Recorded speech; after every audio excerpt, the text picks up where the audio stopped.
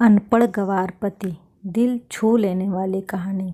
शादी के फेरे होते ही मेरी विदाई हो गई और बहुत दूर का सफ़र करके हम गांव में आ गए। ससुराल पहुंचते ही मुझे एक कमरे में बैठा दिया गया। मैं एक पढ़ी लिखी लड़की थी और मेरे मम्मी पापा ने मेरी शादी मेरी मर्जी के खिलाफ एक किसान से की थी।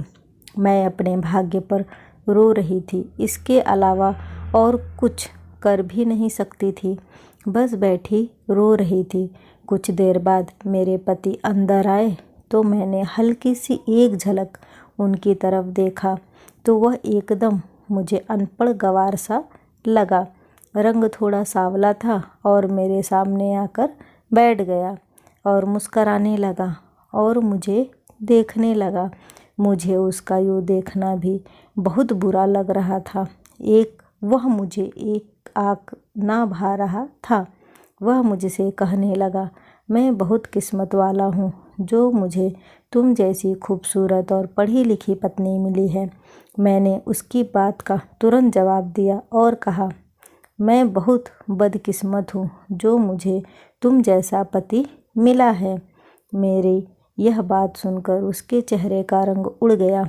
उसने शायद मुझसे ऐसी किसी बात की उम्मीद नहीं की थी, क्योंकि मेरा दिमाग बहुत ख़राब था। मेरे माता पिता ने लाख मना करने पर भी मेरी शादी गांव में की थी। मेरे मना करने पर उन्होंने कहा कि लड़का बहुत अच्छा है, अपनी ज़मीन पर खेती करता है, अच्छे ख़ानदान से है, कमाता भी अच्छा है, तुम बहुत खुश रहोगी। लेकिन क्या खुशी बस अच्छी कमाई अच्छे ख़ानदान तक ही सीमित है? मेरी खुशी कोई मायने नहीं रखती। मेरे अंदर नकारात्मक विचारों का एक सैलाब भरा पड़ा था। मेरे अंदर बहुत जलन थी। मेरा व्यवहार, मेरे शब्द मेरे बस में नहीं थे। जी चाह रहा था कि अपने पति विशाल पर सारी भड़ास निकाल दूँ। वह बोला, क्या हुआ प्रिया, तुम ठीक तो हो और यह क्या बोल रही हो? मैंने कहा कि मैं सही बोल रही हूँ। तुम्हारी औकात नहीं मेरे साथ रहने की। क्या तुम मेरे लायक हो? अगर तुम्हें ऐसा लगता है तो यह तुम्हारी बहुत बड़ी गलतफहमी है। जाओ, पहले अपने आप को जाकर शीशे में देखो, फिर बात करना। ना तुम पढ़े लिखे हो और ना देखने में अच्छे लगते हो। मेरे मम्मी पापा ने ना जाने तुम में क्या देखा जो मेरी ज़िंदगी ख़राब कर दी।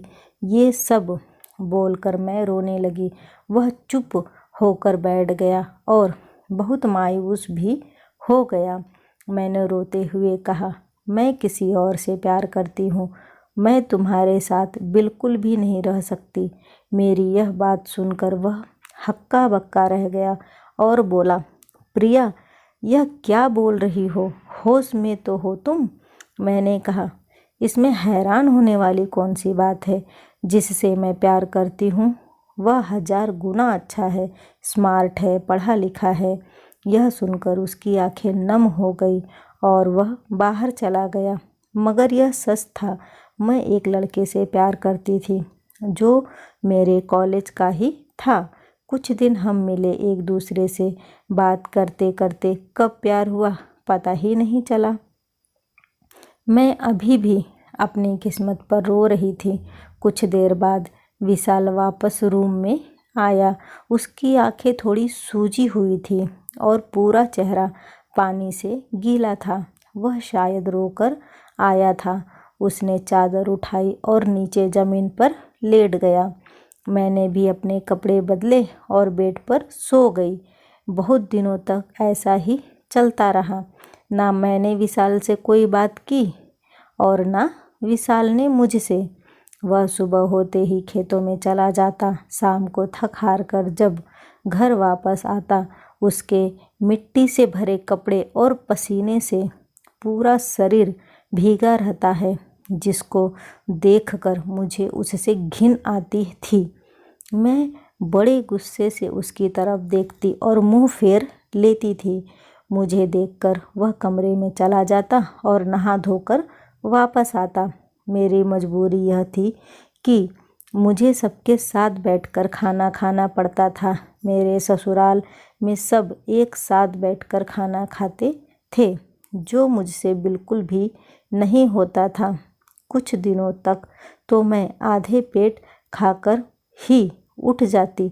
शायद यह बात विशाल को समझ आ गई थी कि मैं उसके साथ बैठकर खाना नहीं खा पाती, इसलिए वह अब खुद आधा पेट खाकर उठ जाता और मैं भरपेट खाना खाती। मुझे इससे बिल्कुल भी फ़र्क नहीं पड़ता कि विशाल सारा दिन खेतों में मेहनत करता है और शाम को थक हार कर अपने घर आता है तो उसे भरपेट खाना भी नहीं मिल पाता। मैं तो बस अपनी अधूरी ख्वाहिशों के बारे में ही सारा दिन सोचती रहती। मैं अपने प्यार रवि के बारे में ही सोचती रहती। मेरे पास जो फ़ोन था वह मेरी मम्मी ने वापस ले लिया था, क्योंकि यहाँ बहू बेटियों को फ़ोन रखने की इजाज़त नहीं है। जब मुझसे रहा नहीं गया तो मैंने सारी शर्म लिहाज छोड़कर विशाल से फ़ोन मांगा और बोला कि मुझे रवि से बात करनी है। मेरी बात सुनकर वह आश्चर्य से मेरी तरफ देखने लगा। मैंने विशाल के हाथों से फ़ोन लिया और रवि का नंबर डायल करके बात करने लगी। जब मैंने रवि से बात की तो वह भी मेरी वजह से परेशान था। मैंने उसे रोते हुए सारी बात बताई। विशाल भी मेरे पास है, इस बात से मुझे कोई फ़र्क नहीं पड़ा। उसने चुपचाप अपनी चादर ली और ज़मीन पर सो गया। अब तो यह मेरा रोज़ का काम हो गया था। मैं रोज़ विशाल से फ़ोन लेती और रवि से बात करने लगती। रवि अभी भी मुझे अपनाने को तैयार था। एक दिन बात करते करते मैं अपने रूम से बाहर चली गई। विशाल सो गया था और घर के बाकी लोग भी सो गए थे। मैं रवि से बात कर रही थी। अचानक मेरे देवर ने पीछे से आकर मुझसे फ़ोन छीन लिया। बोला, बेशरम औरत, पति के होते हुए यार बना रखे हैं, शर्म नहीं आती ज़रा भी। उसकी आवाज़ सुनकर सभी लोग नींद से जग गए और बाहर आए। विशाल भी आंखें मलते हुए आया और बोला, क्या हुआ, क्या बात है, इतनी रात को क्यों शोर मचा रहे हो। मेरे देवर ने सबके सामने मेरी पोल खोलनी चाहिए, पर विशाल ने बात को संभाल लिया। किसी को कुछ पता नहीं चला। मुझे बहुत गुस्सा आया कि मेरे यहाँ से जाने का रास्ता बंद हो गया। अब मैं रवि से कैसे मिलूँगी। विशाल ने अपने भाई को झूठा साबित कर दिया और कहा, मेरी पत्नी पर मुझे पूरा विश्वास है, यह ऐसा कुछ नहीं करेगी और यह अपनी सहेली से बात करती है। उसने मुझे बताया था पहले ही। मैं अपने कमरे में जाकर विशाल से लड़ने लगी कि तुम्हारे वजह से यह सब हुआ है। तुमने किसी को कुछ क्यों नहीं बताया? तुम मुझे छोड़ क्यों नहीं देते? क्योंकि मम्मी पापा के वजह से मैं खुद कुछ नहीं कर सकती थी। अगर मैं तुम्हें छोड़ भी दूंगा तो भी तुम पर कोई इल्ज़ाम बर्दाश्त नहीं कर सकता था, क्योंकि तुम्हारी और तुम्हारे मम्मी पापा की इज्जत मेरी भी इज्जत है। अगर वह लड़का तुम्हें इज्जत के साथ अपनाने को तैयार है तो मैं खुद तुम्हें उसके पास लेकर जाऊंगा। उससे बात करके सारा इल्ज़ाम खुद पर लेकर तुम्हें घर छोड़ दूंगा और तलाक के पेपर भी भिजवा दूंगा। तुम खुशी से शादी करना और खुश रहना। यह सुनकर मैं बहुत खुश हो गई। पहली बार उसके लिए मेरी भावनाएं बदलने लगी थी। लेकिन मैं होश में आई और सारी बात रवि को बताई। वह भी बहुत खुश हुआ। 2-3 दिन बाद विशाल के साथ मैं शहर रवि के घर पर गई और विशाल से बोली, अब तुम जाओ और मुझे तलाक के पेपर भिजवा देना। मेरा और तुम्हारा अब कोई रिश्ता नहीं है। मैं रवि से शादी कर लूँगी। विशाल वहाँ से चला गया। मैंने जैसे ही घर के अंदर कदम रखा, रवि मुझे देखकर बहुत खुश हुआ। घर में उसके अलावा और कोई नहीं था, जबकि उसने कहा था उसके घर वालों को बता दिया है। मैंने पूछा, तुम्हारे घर वाले कहाँ हैं? वह बोला, अंदर आओ, कमरे में बैठकर बातें करते हैं। हम दोनों ने ढेर सारी बातें की। उसने हम दोनों की फ़ोटो ली और किसी को सेंड किया। मेरे पूछने पर बोला, तुम्हारे देवर को फ़ोटो सेंड की है, और बाथरूम में चला गया। थोड़ी देर बाद उसी नंबर से मैसेज आया, लड़की तो लाजवाब है, पर इसकी कीमत 3 लाख रुपए दूंगा। जब मैंने यह पढ़ा तो मेरे पैरों तले ज़मीन खिसक गई। इससे पहले कुछ अनर्थ होता, मैं वहाँ से भाग आई और रोते रोते ससुराल पहुँची। मुझे देखकर विशाल चौंक गया और बोला, अब क्या हुआ? बोल तो दिया था तलाक के पेपर भिजवा दूंगा, अब यहाँ क्या लेने आई हो? मैंने उसको सारी बात बताई और वह कुछ नहीं बोला। मैं उसके सामने खुद को बहुत छोटा महसूस कर रही थी। थोड़ी देर बाद रात हो गई। वह हमेशा की तरह अपनी चादर बिछाकर नीचे सो गया, लेकिन आज मुझे नींद नहीं आई और मैं सारी रात रोती रही। विशाल के साथ जैसा व्यवहार मैंने किया था, मुझे खुद से नफरत हो रही थी। सुबह होने के बाद मैंने देखा विशाल अपने बिस्तर पर नहीं था। मैंने रात को ही मन बना लिया था कि विशाल से माफ़ी मांग कर उसके साथ अपनी नई शुरुआत करूँगी।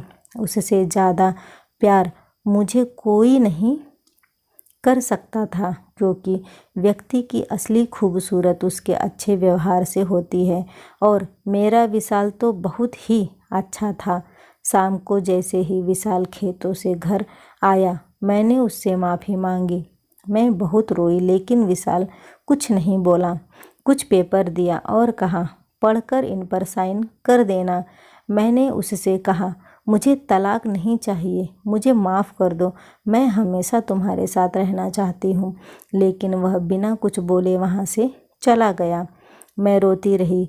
सोचा रात को फिर से माफ़ी मांग लूँगी, और वह कुछ देर बाद कमरे में आए और अपनी चादर ओढ़कर सोने लगे।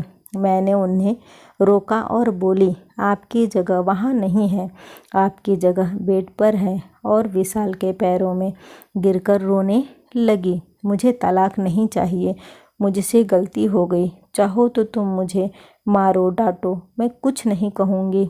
तब विशाल ने मुझे उठाया और बोला कि वह पेपर पढ़ लेती तो ऐसा नहीं होता। मैंने बेड पर रखे पेपर को उठाया। उसमें लिखा था कि विशाल ने अपनी ज़मीन मेरे नाम से कर दिया है। यह देख मुझे झटका लगा कि कोई इतना अच्छा कैसे हो सकता है। मैंने पूछा, विशाल यह ज़मीन मेरे नाम पर क्यों कर रहे हो? वह बोला, कल शहर जा रहा हूँ, कुछ काम से, आकर सब बता दूँगा। 1 हफ्ता हो चुका था। मैं बड़ी बेसब्री से विशाल का इंतज़ार कर रही थी, लेकिन वह नहीं आया। उसके जगह उसका मृत शरीर घर आया। घर में मातम छा गया। मैं यह सब देखकर बेहोश हो गई। जब होश में आई तो ज़ोर ज़ोर से रोने लगी। उसके दोस्त ने बताया कि उसे कुछ महीने पहले ही पता चला कि वह गंभीर बीमारी से ग्रसित है, जिसका कोई इलाज नहीं। कोई तो बात थी जो उसे अंदर ही अंदर खाए जा रही थी। यह सब सुनकर मुझे झटका लगा। शायद यह मेरी वजह से हुआ था। कुछ दिनों बाद जब घर का माहौल शांत हुआ तो मेरी सास ने मुझे एक लेटर दिया और कहा, विशाल ने दिया था अपने दोस्त को तुम्हें देने के लिए। मैं उनसे बोली, मम्मी विशाल तो अनपढ़ था, फिर लेटर कैसे लिखा? मेरे सास ने मुझे बताया कि वह बहुत पढ़ा लिखा था। तुम्हें कभी नहीं बताया उसने। मैंने भी कभी जानने की कोशिश नहीं की थी। मैं भागकर अपने कमरे में गई और लेटर पढ़ने लगी। प्रिया, जब मैंने शादी के दिन तुम्हें देखा, तुम दुल्हन बने बहुत सुंदर लग रही थी। तभी मुझे तुमसे प्यार हो गया था। और हाँ, मैं एक पढ़ा लिखा लड़का था, चाहता तो अच्छी नौकरी कर लेता, लेकिन मेरे पापा ने मुझे खेती करना सिखाया और उन्हीं खेतों में आखिरी सांस ली। और मुझसे वादा लिया था कि तुम इस ज़मीन को कभी बंजर नहीं होने दोगे, जिस वजह से मैं खेती करता था। जब तुमने शादी के रात मुझसे कहा कि तुम किसी और से प्यार करती हो, तो मैं पूरी तरह टूट गया और टेंशन के कारण मुझे यह बीमारी हो गई। जब मुझे पता लगा तो मैंने अपने हिस्से की ज़मीन तुम्हारे नाम कर दी, ताकि मेरे बाद तुम्हें कोई तकलीफ़ ना हो और तुम आज़ाद हो, जिससे चाहो शादी कर सकती हो। यह सब पढ़कर मैं बहुत रोई। मैंने अपने पति विशाल को हमेशा हमेशा के लिए खो दिया था, लेकिन आज भी मैं उसकी विधवा बनकर रह रही हूँ। मेरी यही सज़ा है। सीख। मैं उन सभी औरतों को यह कहना चाहूँगी कि बेहतर को पाने के लिए बेहतरीन को मत खो देना, क्योंकि पूरी ज़िंदगी आपको रोने के अलावा कुछ हासिल नहीं होगा। दोस्तों, कैसी लगी ये कहानी मुझे कमेंट बॉक्स में ज़रूर बताइएगा। वीडियो को लाइक और शेयर करना न भूलें। चैनल पे पहली बार आए हैं तो इसे सब्सक्राइब ज़रूर करें। वीडियो देखने के लिए आपका बहुत बहुत धन्यवाद।